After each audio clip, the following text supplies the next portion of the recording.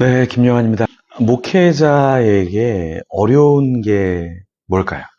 많죠. 뭐 행정도 잘해야 되고 신방도 잘해야 되고 상담도 잘해야 되고 많은 걸 잘해야 되는데요. 그런데 하면 할수록 어려운 게 뭐냐라고 할 때 설교라 말할 수 있을 겁니다.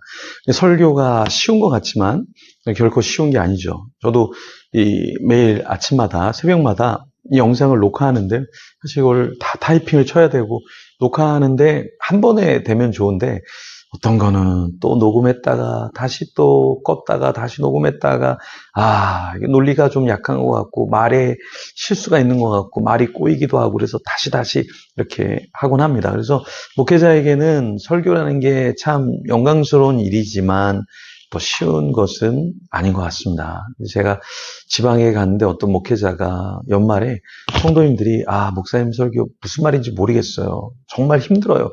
이 얘기를 듣고 교회를 떠나야 되나 뭐 이런 생각을 하셨다고 하더라고요. 얼마나 힘들까요? 얼마나 힘들까요? 그래서 목회자가 설교를 잘하는 것 너무나 중요한데 쉬운 일은 아니다.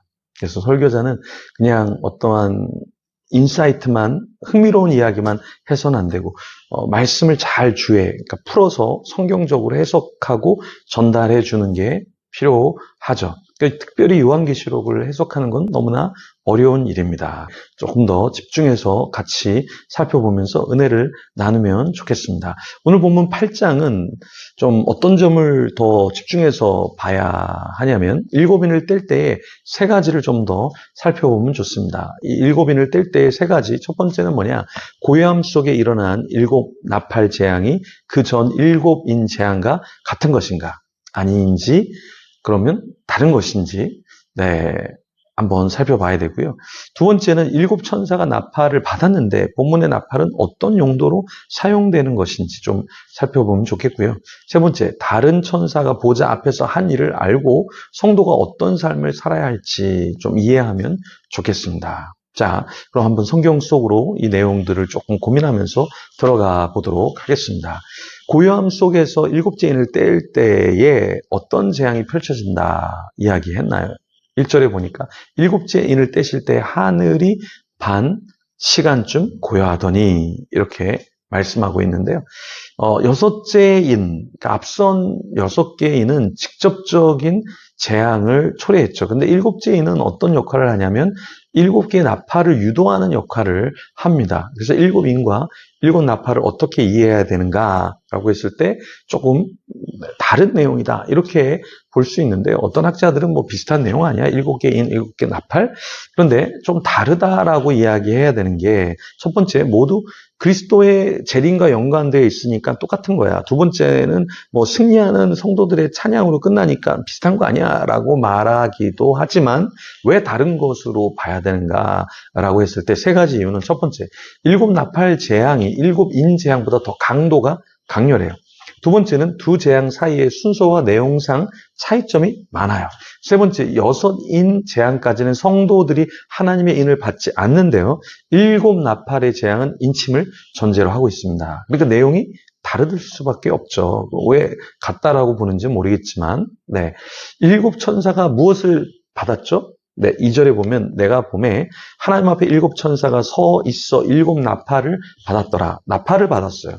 여기 서 있다라는 말은 헬라어로 히스테미라는 말인데요. 하나님 앞에 서 있다라는 건 그 의미가 무엇이냐라고 할 때 반대하는 의미가 아니라 명령을 기다리고 있는 신하의 모습을 묘사하고 있는 것이죠. 일곱 천사장과 일곱 천사는 같은 천사들일까요? 정경이 아닌 외경에서는 위경이라는 게 또 있는데요. 그 위경에 보면 일곱 천사장의 이름이 소개됩니다. 그 이름은 우리엘, 나피엘, 라구엘, 미카엘, 사라카엘, 가브리엘, 레미엘 이렇게 일곱의 이름이 나와 있는데요. 근데 일곱 천사장이 본문에 나타난 일곱 천사와 동일하다 이렇게 볼 수는 없습니다. 위경은 위경 나름대로 그냥 일곱 천사의 이름을 이야기한 것이고요. 정확하게 알 수는 없습니다. 본문에 나타난 천사들의 특이점은 일곱 재앙을 담은 대접과 연관되어 있다. 이렇게 보시면 되겠습니다. 나팔은 구약에 무엇을 상징하냐면 백성을 소집하는 데 사용했고, 모든 지파를 행군할 때 또 사용이 됐고요. 전쟁을 알릴 때, 절기를 표시할 때 사용이 되었습니다. 이스라엘 군대를 인도할 때도 사용이 되었고요. 왕들의 대관식에도 이 나팔이 사용됐습니다. 그러니까 나팔이라는 것은 사실 굉장히 많은 용도로 사용이 되었는데요. 오늘의 나팔은 그리스도의 재림과 관련이 있다라는 것이죠. 요한은 하나님 앞에 7 천사가 서 있는 것을 보았는데, 요즘 하나님께서 어떤 모습을 나에게 말씀을 통해서, 예배를 통해서 여러분에게 마음을 주시고 보여주시는 것 같은가요? 그러니까 우리가 신앙적으로 깨어있다라는 것은 무엇이냐면 하나님의 마음을 느끼는 거죠. 하나님의 눈물을 나도 흘리는 것이고, 하나님의 기쁨을 나도 느끼고, 그 기쁨이 내 속에 있는 것, 그게 신앙생활 하는 것이죠. 그래서 본문에 보면은 이 하나님의 역사를 천사들도 또 요한도 느끼고 있고, 굉장히 감사하고 흥분하고 긴장하고 이런 모습이 있죠. 마찬가지입니다. 우리도 신앙생활 할 때 내가 깨어서 신앙생활 한다는 것은 무엇일까요? 마지막 때를 생각하면서, 또 현 시대에 내가 무엇을 하면서 어떠한 감사함과 또 어떠한 긴장을 해야 될지를 아는 사람, 그 사람이 신앙적으로 깨어있는 사람이죠. 네. 여기에 천사가 또 어떤 것을 하냐면, 제단 곁에 서서 금 향로를 가지고 많은 향을 받아서 주님께 올려드립니다. 3절에 보면 또 다른 천사가 와서 제단 곁에 서서 금 향로를 가지고 많은 향을 받았으니 이는 모든 성도의 기도와 합하여 보좌 앞 금 제단에 드리고자 함이라. 천사가 하려고 했던 것이 무엇이죠? 네, 사람들의 기도를 모아서 하나님께 가져가는 것입니다. 왜 우리가 기도를 드릴까요? 우리의 기도가 땅에 떨어지지 않고 하나님의 보좌로 올라가지는 것이니까 우리가 기도를 하는 것이겠죠. 네. 그래서 이러한 환상은 사실 에스겔 10장 2절에서 7절 말씀에도 이런 내용이 나옵니다. 이런 금향로, 그 기도를 하나님께 올려드리는 것, 이런 것은 그냥 계시록에 그냥 잠깐 나오는 게 아니라 구약에 있던 내용들을 다시 사실은 계시록에서 언급하면서 하나님이 무엇을 원하시는가를 우리에게 말씀해 주고 있는 것이죠. 그래서 계시록의 거의 3분의 2 내용은 사실은 새로운 내용이 아니라 구약에 있던 내용들을 다시 언급하면서 그 사건들이 다시 펼쳐지면서 우리가 말세에 어떻게 살아야 될지를 말씀으로 다시 알려주고 있는 것이다 라는 것입니다. 그래서 요한계시록이 어려운 이유는 새로운 게 많은 게 아니라 구약의 말씀을 잘 이해하지 못하면 계시록의 말씀도 풀리지 않는 것이죠. 그래서 요한계시록은 사실은 성경의 초신자가 이해할 수 있는 내용이 아니라 성경을 오랫동안 본 사람들이 구약에 이런 내용이 있었지, 금향로, 그리고 천사들이 대접을 갖고 하나님께 가는 그런 내용이 있었지, 이런 걸 이해하는 사람들이 딱 보면 이 장면이 이 장면이구나 하고 연결되기 때문에 좀 쉬울 수 있는데요. 그렇지 않으면 이 요한계시록이 굉장히 어려울 수 있다라는 것입니다. 네, 오늘 본문의 7절에 보면 첫째 천사가 나팔을 부니 피 섞인 우박과 불이 나와서 땅에 쏟아짐에 땅의 3분의 1이 타버리고 수목의 3분의 1도 타버리고 각종 풀도 타버렸더라. 피 섞인 우박, 불이 나와 땅의 3분의 1이 타버렸어요. 수목의 3분의 1도 타버렸습니다. 각종 푸른 풀도 타버렸어요.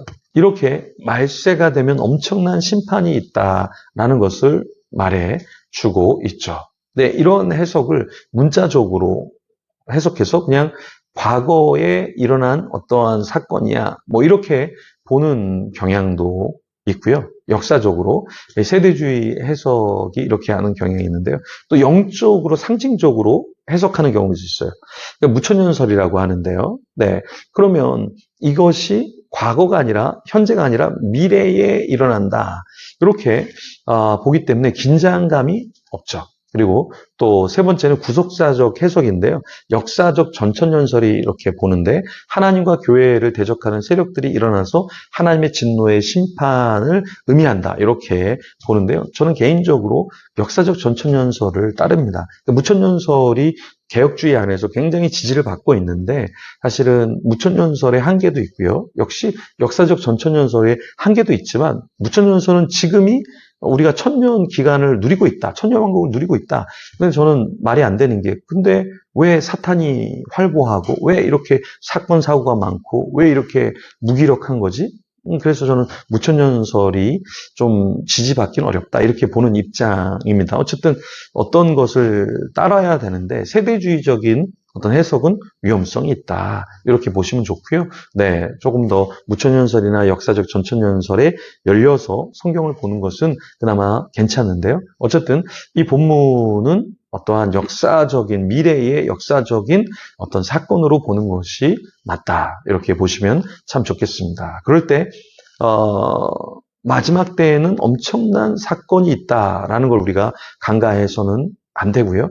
그런 사건이 있기 전에 깨어서 말씀도 묵상하고 암송도 하고 좀 복음도 좀 전하고 하면 너무나 좋겠습니다. 우리가 7월 말에 호유 초청 예배합니다. 9월 달 말에도 할 거고요. 11월 말에도 할 겁니다. 근데 중요한 게 뭐냐면 우리가 이 복음을 전하는 것, 네, 어떤 형식적으로 사람을 데려오는 게 중요한 게 아니라 내 마음속에 말세가 되기 전에 하나님께 깨어있는 자들, 깨어있어야 할 자들이 교회에 와서 말씀을 배우고 깨어서 정말 주님이 오실 때에 멍하니 아무것도 준비하지 않고 맞이하는 게 아니라 또 핍박을 받을 때에 견뎌내지 못하고 포기하는 게 아니라 지금 복음을 받아들이고 준비하는 가운데 마지막 때를 준비해야 된다. 이것은 변함이 없는 내용일 겁니다. 너무 이단들이 말세, 시한부 종말론을 펼치니까 우리가 좀 손 놓고 있는 경우가 있는데 그것도 건강하지 않습니다. 말세는 반드시 있습니다. 개인적 종말을 맞이할 수도 있고요. 또 역사적으로 이 세상이 끝날 수도 있어요. 어쨌든 우리가 마지막을 잘 준비하는 깨어있는 저와 여러분이 되길 소망하고요. 그래서 복음을 주위 사람들한테 전하는 실제적인 그 축복의 복음을 전하는 저와 여러분이 되기를 소망합니다. 우리 같이 그런 자 되도록 기도하며 주님 앞에 나아가겠습니다.